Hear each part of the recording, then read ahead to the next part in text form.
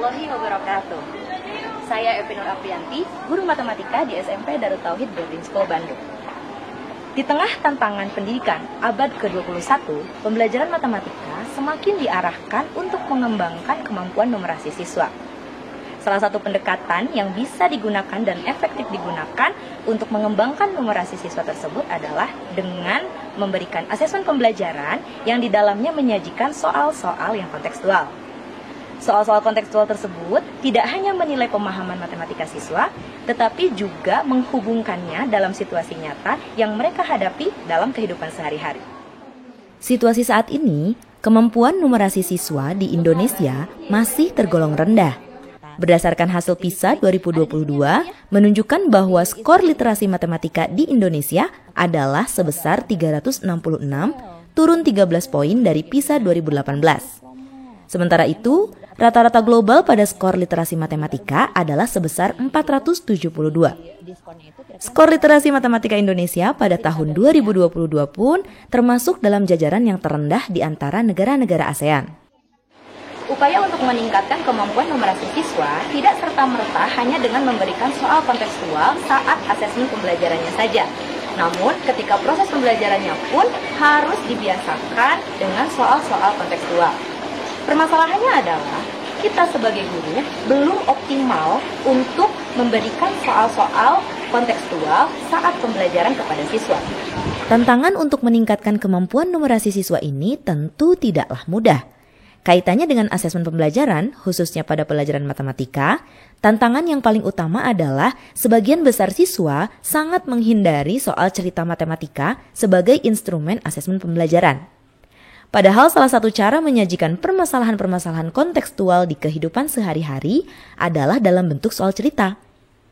Mereka lebih memilih soal rutin atau soal biasa yang disajikan langsung dalam kalimat matematika dibandingkan dengan soal cerita.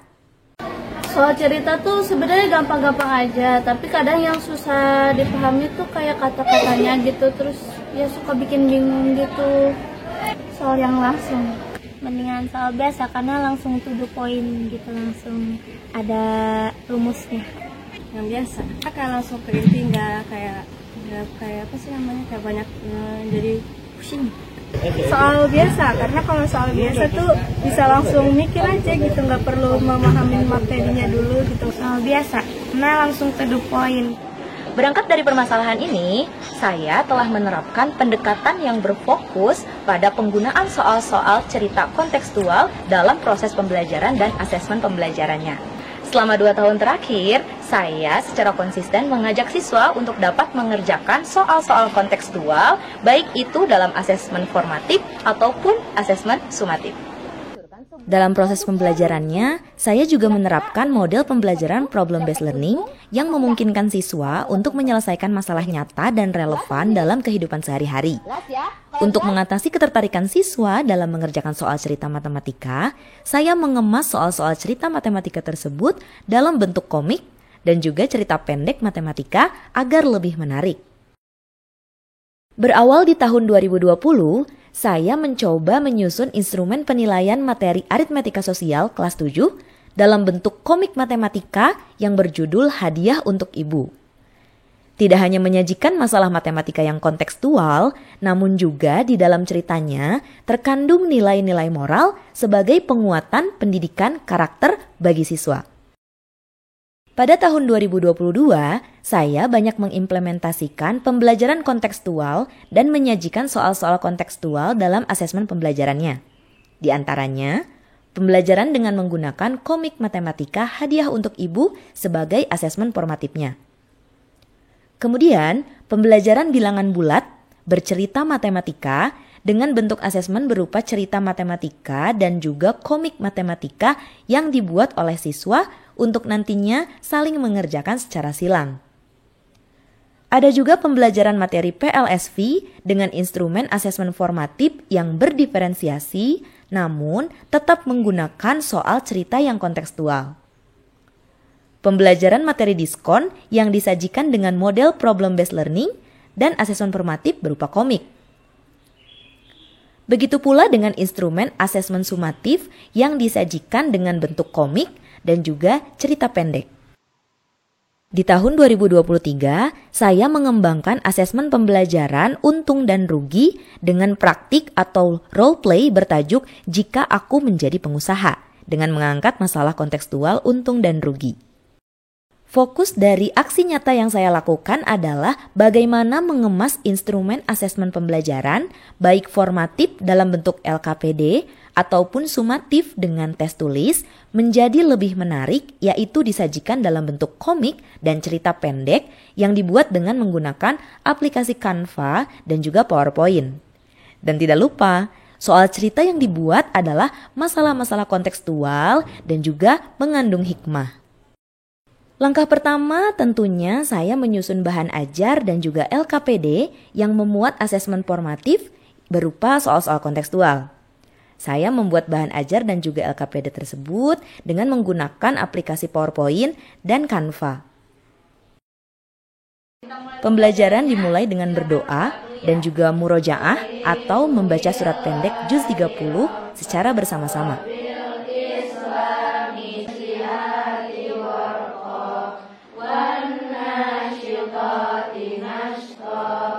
Dengan menggunakan model pembelajaran problem-based learning, saya menyajikan permasalahan tentang gradien garis lurus dalam kehidupan sehari-hari. Aku Kak, Bu. Enggak. Berarti kamu pakainya langsungnya M-nya ya? M-nya dimasukin sampai kali kan? Ini 3 juta. Oke, nice. Di akhir pembelajaran, siswa diminta untuk mengerjakan asesmen formatif dengan menggunakan aplikasi GeoGebra sebagai pendukung. Sebagai refleksi dari aksi nyata yang telah dilakukan selama 1 tahun, hasilnya adanya peningkatan yang signifikan dalam kemampuan numerasi siswa pada rapor pendidikan sekolah. Pada tahun 2023, nilai rata-rata kemampuan numerasi siswa berada di angka 88,89. Namun, setelah menerapkan metode pembelajaran dan asesmen kontekstual secara berkelanjutan, nilai tersebut meningkat menjadi 97,78 pada tahun 2024. Peningkatan ini tidak hanya mencerminkan kemajuan akademis, tetapi juga menunjukkan siswa semakin percaya diri dalam menggunakan matematika untuk menyelesaikan masalah sehari-hari. Selama kelas 7, kita semua suka dikasih soal cerita yang disertai dengan gambar atau komik sama Bu Evi. Sekarang kita jadi suka membaca soal cerita dan tidak kebingungan kalau ada soal cerita yang tidak disertai gambar juga. Soal ceritanya tuh yang nggak ngebosanin gitu, soalnya Bu Evi tuh ngebuat soal ceritanya tuh yang ngebuat komik, ngebuat cerita pendek gitu, dan itu yang ngebuat aku jadi bersemangat untuk mengerjakan soal cerita, dan itu yang membuat aku terbiasa gitu loh sama soal cerita yang sekarang gitu. Praktik baik ini pun pernah saya diseminasikan dalam kegiatan workshop MGMP Matematika kepada guru-guru matematika se-Kota Bandung. Saya mengapresiasi praktik baik yang dilakukan oleh Bu Evi ini dalam pemberian soal-soal kontekstual di dalam asesmen pembelajaran, khususnya dalam bentuk komik maupun cerita. Saya harap ke depannya teman-teman guru yang lainnya bisa mengikuti jejak yang dilakukan oleh Bu Evi, yang bisa memberikan kontribusi terbaik dalam pendidikan dan tentunya menjadikan matematika sahabat untuk semua.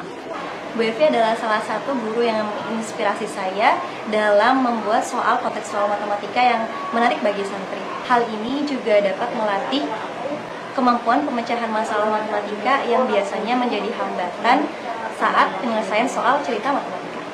Hasil dari praktik baik ini memberikan motivasi yang lebih bagi saya untuk terus mengembangkan metode pembelajaran yang inovatif dan juga relevan.